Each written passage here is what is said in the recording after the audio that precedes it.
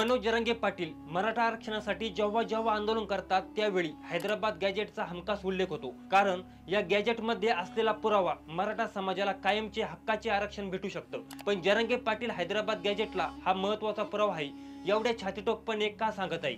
Hyderabad gadget हा एक साधा कागद नसून हा ब्रिटिश कालीन एक ऐतिहासिक दस्तऐवज आहे।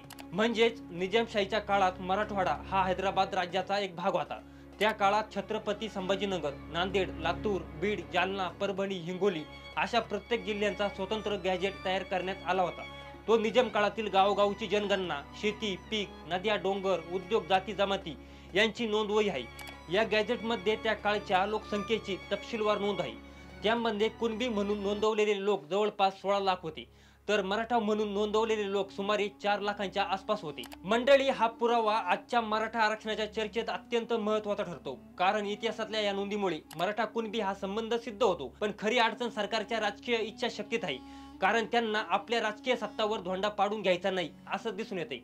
जरांगे पाटील सातत्याने हाच मुद्दा मांडताय, पण नेत्यांच्या स्वार्थी डावपेचामुळे तोडगा निघत नाही। पण ही राजकीय लोक राजकारणाच्या खेळात आपल्या स्वार्थासाठी असेच मराठा समाजाला आपल्या हक्काच्या आरक्षणासाठी झुलवत ठेवणार का?